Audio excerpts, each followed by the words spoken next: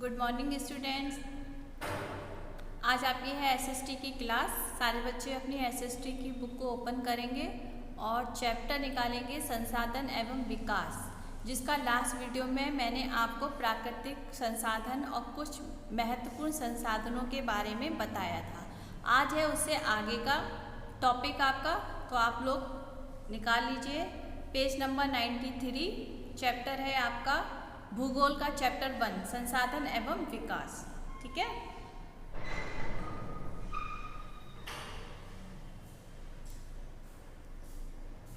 चलिए स्टार्ट करते हैं। मैंने आपको यहाँ राष्ट्रीय संसाधन, अंतर्राष्ट्रीय संसाधन, यहाँ तक आपको लास्ट वीडियो में समझा दिया था।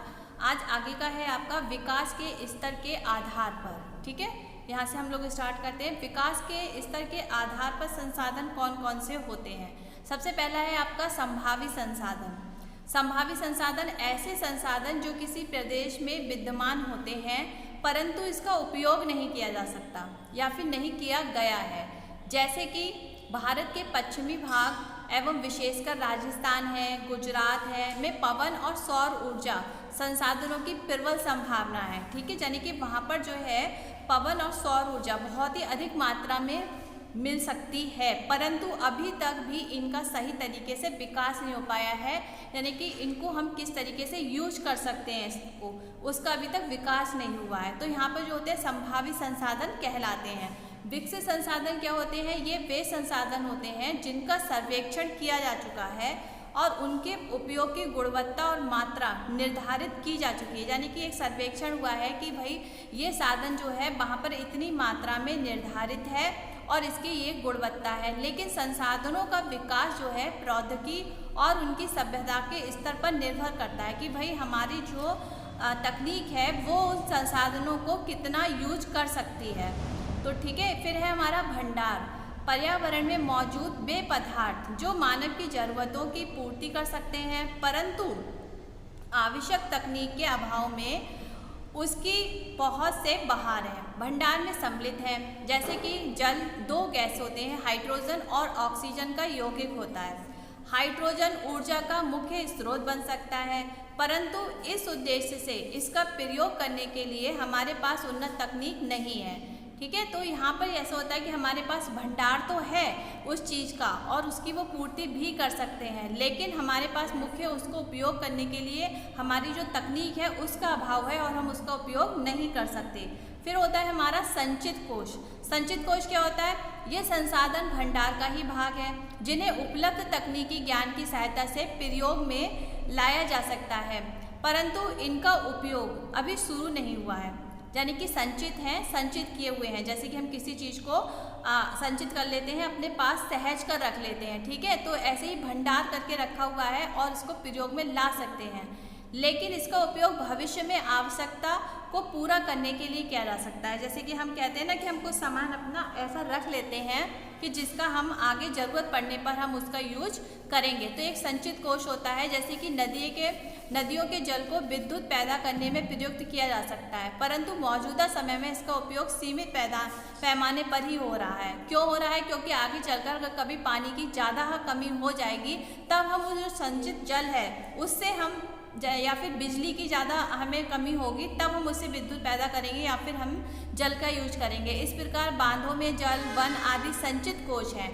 जिनका उपयोग भविष्य में किया जा सकता है। ठीक है, अब यहाँ पर आपके कुछ देखिए क्रियाकलाप दिए हुए हैं, जैसे कि अपने आसपास के क्षेत्र में पाए जाने वाले भंडार और संचित कोश संसाधनों की एक सूची तैयार कीजिए। अब देखिए हमारे आसपास के क्षेत्र में कई खनिज भंडार होते हैं जिन्हें पर्याप्त मात्रा में खनिज पदार्थ निकाले जा सकते हैं। जैसे कौन कौन से होते हैं? अभ्रक है, मैग्नीज है आदि के बड़े भंडार उपस्थित होते हैं। इसी तरीके से संचित कोश संसाधन में आपका आता है बांधों का जल, वन, पवन आदि, लेकिन इनका सही प्रकार दोहन करने के लिए हमारे पास पर्याप्त तकनीक होनी चाहिए। ठीक है, फिर है हमारा संसाधनों का विकास।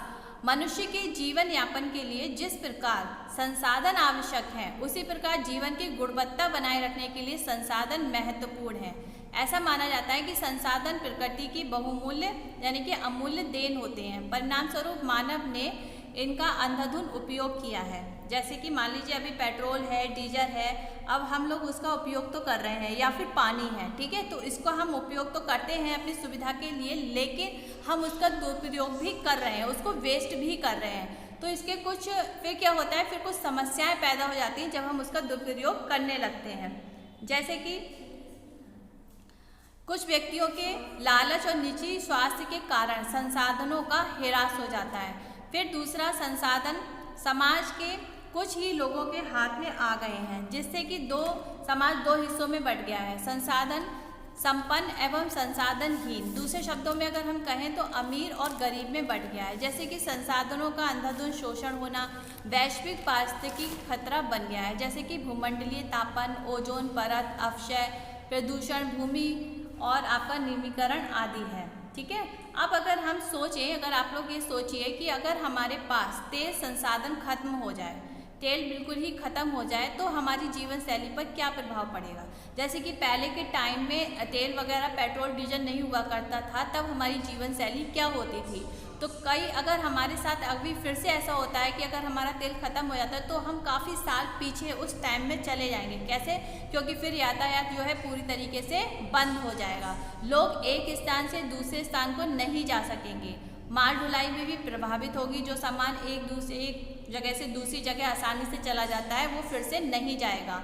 फिर है आपका महंगाई बढ़ जाएगी, कारखाने बंद हो जाने की कगार पर पहुंच जाएंगे। तो ये और भी बहुत सारी प्रॉब्लम्स जो हैं आ जाएंगी सिर्फ एक संसाधन खत्म होने से। अब वो संसाधन कैसे खत्म होगा, किसी भी जो हम लोग उसका दुरुपयोग करते हैं, यानी कि उसको हम एक्स्ट्रा बिना, जैसे कि अगर हमको ज़रूरत नहीं है उसके बाद में भी हम उसको वेस्ट खर्च कर रहे हैं, ठीक है। ऐसे ही घरेलू और कृषि संबंधी जो अपशिष्ट को पुनः चक्रण करने के बारे में लोगों के विचार जानने के लिए अपने मोहल्ले अथवा अपने गांव में सर्वेक्षण करो। जैसे कि लोगों से पूछो कि उनके द्वारा उपयोग में लाए जाने वाले संसाधनों के बारे में वे क्या क्या सोचते हैं, ठीक है। तो ये वाला जो आपका है ये अच्छा टॉपिक है, जैसे कि घरेलू और कृषि संबंधी। ये आप अपनी बुक्स में जो है कर सकते हैं। इन क्वेश्चंस के आंसर को आप अपने शब्दों में लिखना, ठीक है, अपनी कॉपी में। जैसे कि उनके द्वारा आपके आसपास में या फिर आप खुद ये आंसर्स आप दोगे उनके द्वारा, जैसे कि आपके द्वारा उपयोग में लाए जाने वाले आप जो भी संसाधनों को उपयोग में लाते हो, उन संसाधनों के बारे में आप क्या सोचते हो, ठीक है। दूसरा क्वेश्चन, अपशिष्ट और उसके उपयोग के बारे में आपका क्या विचार है, इसके बारे में बताना है। अपने परिणामों का समुचित चित्र यानी कि एक तैयार करो। इसके लिए आपको जो है आप ये 2 क्वेश्चंस जो हैं अ और ब वाले, ये आप अपने अपने विचार इसमें बताएंगे, ठीक है। फिर है आपका नेक्स्ट, मानव जीवन की उत्कृष्टता और विश्व शांति बनाए रखने के लिए संसाधनों का समाज में न्याय संगत बंटवारा बहुत जरूरी हो गया है। यदि व्यक्तियों तथा देशों द्वारा संसाधनों का दोहन इस प्रकार जारी रहता है तो हमारी पृथ्वी का भविष्य जो है खतरे में पड़ जाएगा। अगर हम संसाधनों का दुरुपयोग करते रहेंगे तो हमारी पृथ्वी का जो हमारी आगे आने वाली जो पृथ्वी है या फिर हमारा आगे आने वाला जो भविष्य है वह खतरे में पड़ जाएगा। कैसे, देखिए, इसीलिए हर प्रकार के जीवन का अस्तित्व बनाए रखने के लिए संसाधनों के उपयोग की योजना बनाना बहुत ज़रूरी है कि कौन सा संसाधन हमें किस मात्रा में और कब और ज़रूरी टाइम पे ही यूज करना है। सतत अस्तित्व, सही सतत आपका पोषणीय विकास का ही एक भाग होता है। अब यह है कुछ इम्पोर्टेंट आपका ये टॉपिक, जैसे कि रियो डी जेनेरो पृथ्वी सम्मेलन 1992, इसको आपको ध्यान रखना है। ये आपके क्वेश्चंस में, ऑब्जेक्टिव क्वेश्चन में या फिर आपके लघु क्वेश्चन में भी आ सकते हैं, ठीक है। तो ये क्या है, जैसे कि जून 1992 में 100 से भी अधिक राज्य अध्यक्ष ब्राज़ील के शहर रियो डी जेनेरो में पहले अंतर्राष्ट्रीय पृथ्वी सम्मेलन में इकट्ठा हुए थे। सम्मेलन का आयोजन जो था वो विश्व स्तर पर उभरते पर्यावरण संरक्षण और सामाजिक आर्थिक विकास की समस्याओं का समाधान ढूंढने के लिए किया गया था। इस सम्मेलन में आए नेताओं ने भूमंडलीय जलवायु परिवर्तन और जैविक विविधता पर एक घोषणा पत्र हस्ताक्षर किए थे।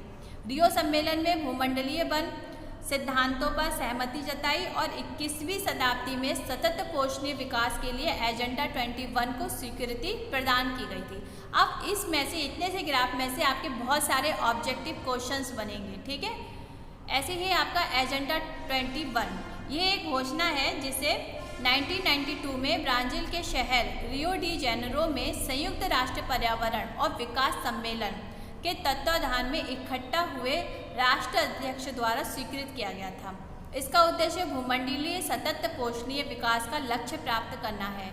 ये एक कार्यसूची है जिसका उद्देश्य समान हितों, पारस्परिक आवश्यकताओं एवं सम्मिलित उत्तरदायित्व के अनुसार विश्व सहयोग के द्वारा पर्यावरणीय क्षति, गरीबी और रोगों से निपटना है। एजेंडा 21 का मुख्य उद्देश्य है कि प्रत्येक स्थानीय निकाय अथवा स्थानीय एजेंडा 21 तैयार करें। ठीक है, अब इतने से आपके ये जो ग्रुप दिया हुआ है इतना सा, इसमें से आपके बहुत से ऑब्जेक्टिव क्वेश्चन बनेंगे और इन क्वेश्चंस को आप अपने आप इस थ्योरी में से कुछ क्वेश्चंस को ऑब्जेक्टिव बनाएंगे और उसके आंसर्स लिखेंगे। ठीक है, जब आपका टेस्ट होगा तो जो भी मैं आपको ग्राफ में पढ़ा रही हूँ उसमें से मैं आपको क्वेश्चंस दूंगी। ठीक है, फिर है हमारा संसाधन नियोजन। संसाधन नियोजन क्या है? संसाधन नियोजन वह कर्ता अथवा तकनीक है जिसके द्वारा हम अपने संसाधनों का प्रयोग विवेकपूर्ण ढंग से करते हैं। इसलिए भारत में जैसे जो है जहाँ संसाधनों की उपलब्धता में बहुत अधिक विविधता होती है, यह और भी महत्वपूर्ण है। यहाँ ऐसे क्षेत्र भी हैं जहाँ एक ही प्रकार के संसाधनों का विकास होता है परंतु दूसरे प्रकार के संसाधनों की कमी है। कुछ ऐसे क्षेत्र हैं जो संसाधनों की उपलब्धता के संदर्भ में आत्मनिर्भर हैं और कुछ ऐसे हैं जो वहाँ महत्वपूर्ण संसाधनों की बहुत कमी के कारण, जैसे कि झारखंड है, मध्य प्रदेश है, छत्तीसगढ़ है आदि प्रांतों में खनिजों और कोयले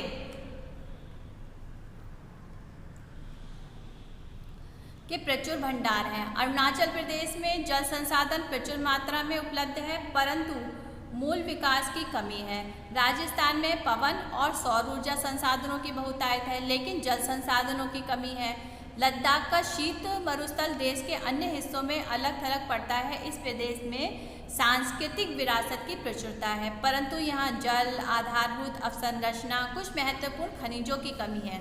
इसलिए राष्ट्रीय, प्रांतीय, प्रादेशिक और स्थानीय स्तर पर संतुलित संसाधन नियोजन की आवश्यकता होती है। ठीक है, अब यहाँ पर आपका दिया है कि अपने राज्य में पाए जाने वाले संसाधनों की सूची तैयार करें। जिन महत्वपूर्ण संसाधनों की आपके राज्य में कमी है उनकी पहचान करें। फॉर एग्जाम्पल जैसे कि राजस्थान है और यहाँ पर सौर ऊर्जा, पवन ऊर्जा की बहुतायत है, ठीक है, लेकिन जल संसाधन की कमी है।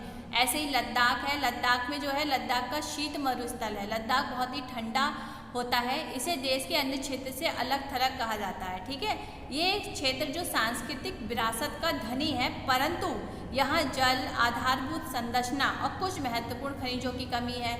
ऐसे छत्तीसगढ़, झारखंड, मध्य प्रदेश जैसे राज्यों में खनिजों और कोयले के प्रचंड भंडार हैं। अरुणाचल प्रदेश में जल संसाधन प्रचुर मात्रा में उपलब्ध है लेकिन फिर भी मूल विकास में कमी है। ठीक है, तो इसी तरीके से अपने राज्य में कौन से संसाधन है और कौन से संसाधनों की राज्य में कमी है उनके बारे में भी आप अपने विचार लिखेंगे। भारत में संसाधन नियोजन क्या होते हैं? संसाधन सीमित मात्रा में उपलब्ध होते हैं इसलिए इनका नियोजन आवश्यक है। इससे हमें हम स्वयं भी उचित ढंग से प्रयोग करें और आने वाली पीढ़ियों के लिए भी सुरक्षित करें। जैसे कि संसाधन नियोजन एक जटिल प्रक्रिया है, इसके कुछ सोपान होते हैं जैसे कि देश के विभिन्न प्रदेशों में संसाधनों की पहचान कर उनकी तालिका बनाना। इस प्रकार में क्षेत्रीय सर्वेक्षण होना चाहिए। अब आप संसाधनों को पहचानेंगे, उसकी तालिका बनाएंगे तो उसके लिए आपको क्या करना होगा? उसके लिए आपको उस क्षेत्र का जो है सर्वेक्षण करना होगा, एक मानचित्र बनाना होगा, उन संसाधनों के गुण जाने कि वो संसाधन में क्या क्या गुण हैं और मात्रा तक जाने की कितनी मात्रा में हो सकते हैं इसका अनुमान लगाना होगा, उसका मापन करना होगा। ठीक है, फिर संसाधन विकास योजनाएं लागू करने के लिए उपयुक्त प्रौद्योगिकी, कौशल और संस्थागत नियोजन ढांचा तैयार करना होता है। संसाधन विकास योजनाओं और राष्ट्रीय विकास योजना में समन्वय स्थापित करना होता है। इसी तरीके से संसाधनों के नियोजन से पंचवर्षीय योजनाओं को सफल बनाया जा सकता है।